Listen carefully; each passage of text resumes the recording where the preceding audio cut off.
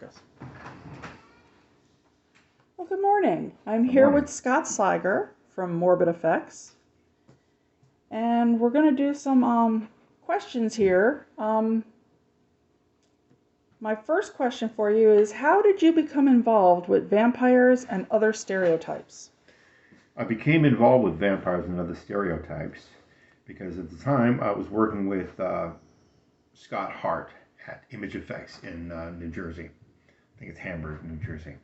Mr. Lindemuth approached us, Image Effects, with his script for vampires and other stereotypes. The budget was minimal, but the script was fun and it gave us an opportunity to create a lot of fun stuff. So were you a part of Image Effects Studios back then with Scott Hart?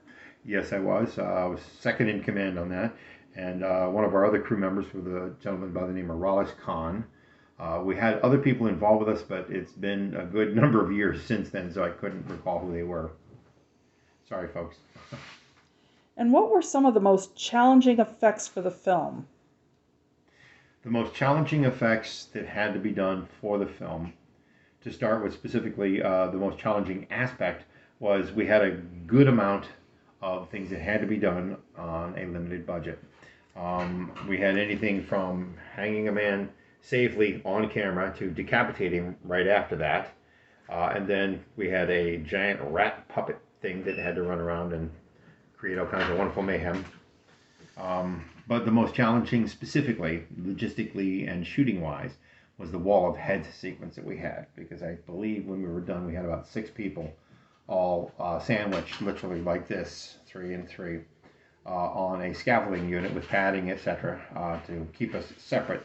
And we all had to lay like this, so that basically when we were prone, we were in the right position to make it look like our head had been stuck on the wall. We had a rubber neck piece that came out, was all torn off to look like a torn off necks, and then foam core was cut around that to hide the fact that there was a hole in the wall there. But yeah, that was really challenging. It was a fun shot. It was uncomfortable having to lay there like that with the smoke and everything. But yeah, it was definitely a good shot. I heard mentioned too that there was a giant rat. Yes, it was a mechanical rat head that we made off of a, I think it was a foam giant like moose or deer form. We did a sculpture on, so that was about the only animal that was close shape-wise without doing a lot of work on it because, again, the budget was real limited. So you also have a cameo as the Snothead. Yes, my cameo as Snothead was basically because I had asked Mr. Lindemuth if there was a part in there that I could get some dialogue and try and do something interesting. And so they gave that part to me. I didn't realize at the time that that meant that I was going to be laying on top of 2 or 3 other men below me. I know that sounds really bad, listening to the other questions. And then with the smoke and the fact that I couldn't wear my glasses and etc. And then having the guy holding the cue cards about 5 feet away from me because of where the camera and the lighting was. So I couldn't see diddly, nothing. Just like a bunch of squiggles. So he had to just about feed it to me. He stepped a little closer where I could read some of it, but again, not being able to wear my glasses was, yeah, that was definitely interesting. So do you often have cameos in films that you've worked on?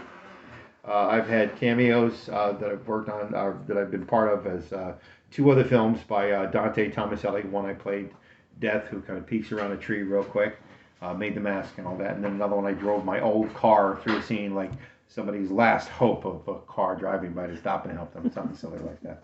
But it was fun.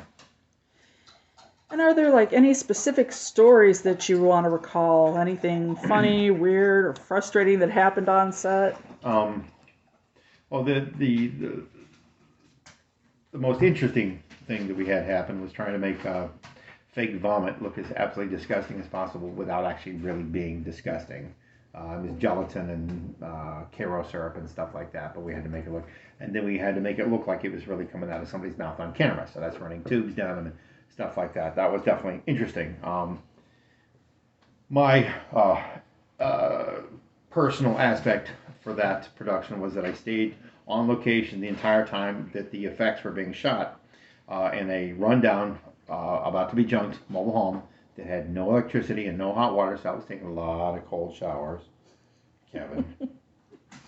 The bed was okay, so it was a place to stay. It was just like, whew, don't think I've ever done it. It was during the hottest part of the summer, so when at night it was cooler, it was fine. But again, yeah, that was definitely not a fun part, but it helped get the production done. In the following years, you worked on several of Dante Tomaselli horror films. Are you still active in the horror field?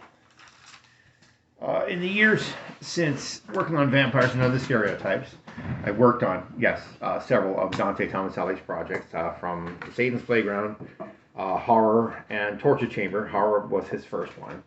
I was brought in by a good friend by the name of Oliver Brigg, who was the lead effects person, mold maker, prop builder at the time. Due to a previous commitment, Oliver had to bow out, and he handed me the reins, so to speak. And he was, just to be specific, the lead sculptor on that production. And he did several sculptures. We did a couple of mechanical monster pumpkins for that and stuff like that. I believe he was also on set at least one day that I can remember, applying some of the monster demon makeup that we did for that film. Yeah, it's been a lot of fun working on that stuff. Just again, Dante loves harshness. So I've worked on at least 2 films that the conditions, working exterior outdoors, it was a bit of a nightmare. I mean, 30 below, 3 feet of snow. I can go on, but again, they all look fantastic, and that's part of the deal. So, but since then, yes, I'm still part of the industry. I've worked on several small productions here in Ohio. One was called Bong of the Living Dead. It was, like it sounds, the title.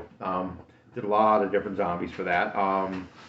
Stuff like that. There was 1,000 Words Bloodlines, and then a couple other smaller productions. I've since done some work with a gentleman by the name of Todd Reed in creating some of the zombies and some of the other pieces for his film Proudfoot, and for a TV show that he's working on called 614 Scream Kings. I'm definitely his cohort on that and partner in crime on a lot of that. I've also been involved with several different entertainment venues and haunted attractions here in Columbus, Ohio. Starting off with Terror Park, on down to, and also Cedar Point. I think it was their Halloween Horror Days or something like that. And then now I'm working with Carnage Haunted House as the lead, I want to say mold maker, but there's not a lot of mold maker, lead makeup artist for that. I've also had a chance to spend about a year working at this place called Otherworld, which according to Time magazine now is one of the 10 most unusual places to visit in the U.S., and they seem to like it in their review, stuff like that. So that's about it. I'm still involved as much as I can be, any work that comes my way. I'm working for a company right now that I'm helping to fill and process 8-foot molds of brick wall panels for several different companies, anything from KFC on down. So it's not exactly 100% creative, but it gets a chance to work with molds and different materials and some fun people. So That sounds like fun. yeah. And I thank you so much for joining us Thank today. you. And that was Scott Sliger. Thank you so much.